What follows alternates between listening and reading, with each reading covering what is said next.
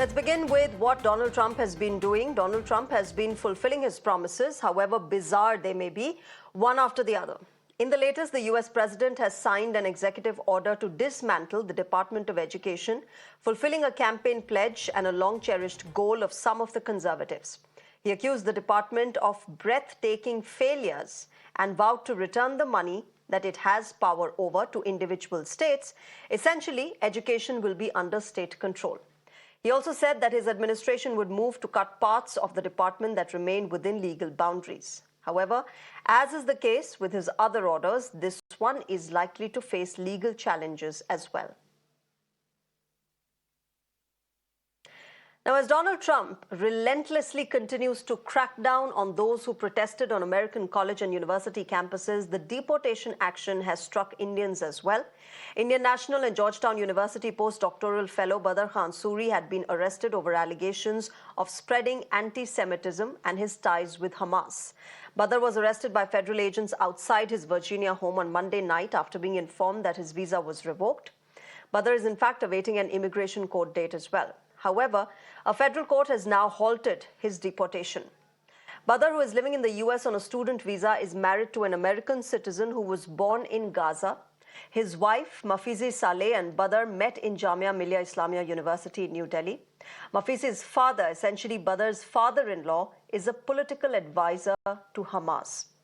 In the last few days, a few other Indian origin students have been accused of supporting Hamas. Ranjini Srinivasan, a PhD scholar at Columbia University, self-deported after she was listed by the Trump administration as advocating for violence and terrorism. The Trump administration has invoked the Alien Enemies Act of 1798 as well, which is an immigration law last used after World War II. Now, here's where the tussle lies. Donald Trump and his team had made it clear that they will be deporting illegals. Then they deported the students who were part of anti-Israel protests on campuses. And now they're even deporting green card holders. While the green card has certain conditions attached to it, many say that multiple cases of deportations have been unjustified with no reason given by the authorities. Civil rights groups criticize Donald Trump's actions as politically motivated and lacking substantial evidence. These incidents, remember, also reflect a significant shift in US immigration policy concerning foreign students who are engaged in political activism. Take a look at the conversation that I earlier had with voices from the US on this.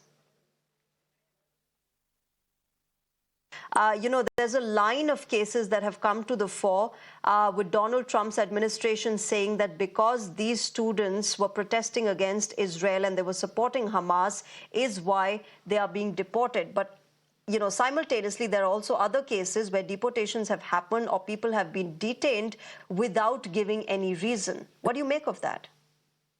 Well, thanks for having me. Namaskar. I appreciate the need to fight terrorism wherever it occurs, but there's also a need for a rule of law and a procedure for invoking this 18th century act.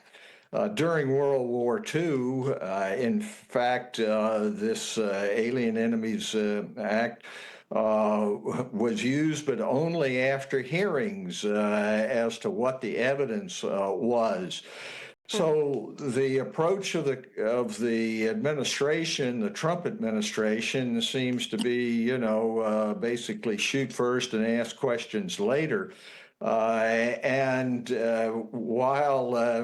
that might work in some circumstances, that's not the way in which a constitutional democracy should work. There ought to be a reasonable due process hearing in order to be able to determine what the facts are. And then proceed from there. And of course, you can say, well, this fellow or that fellow was a bad actor, and so he shouldn't get due process, and we ought to go forward. But the problem is, then you start to sweep up people who maybe don't look like the majority of Americans, maybe legitimately in the country from India or elsewhere, and expressing what are supposed to be constitutional rights. under the First Amendment for free speech. And once you start down that road of just saying that you defer to some bureaucrat to decide who gets in and who gets out and who deserves to speak and who doesn't, well, then your freedoms are eroded. So this is a very troubling development. And it's not limited to this one Indian student who has this particular background, but you see it now with Venezuelans, you see it across the board. The problem is that there are some people in the Trump administration who are basically anti-foreigner, and they don't want to have that. They want to go back to a time when the U.S. kept out people of differing backgrounds. The fact of the matter is also that the Donald Trump administration has gone ahead and defied court orders. Where does that end? That line between having the right to disobey court orders and actually going outrightly, completely defying court orders has become very thin. At the end of the day, we're taking out the worst first. Okay, we're going after organized crime. So, people in Venezuela, they have organized gangs there, and we're deporting them. We're coming after people that have links to terrorist organizations domestically and internationally.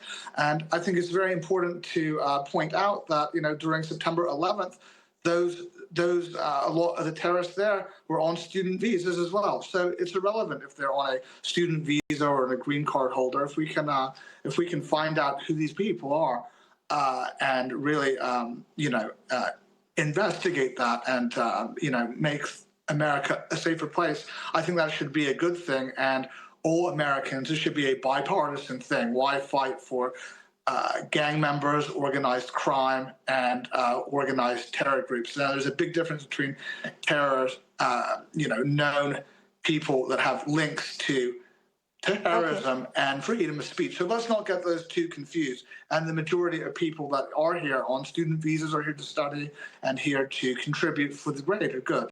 So let's be clear on that. So, I'm not going to sit here and apologize for Dada Story's involvement in terrorism.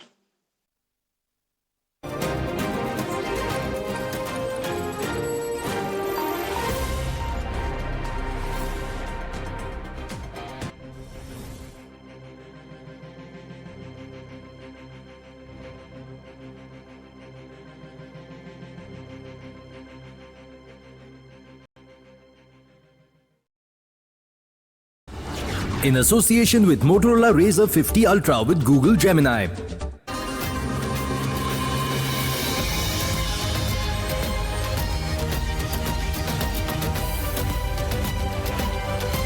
You are on top of the world with Times Network.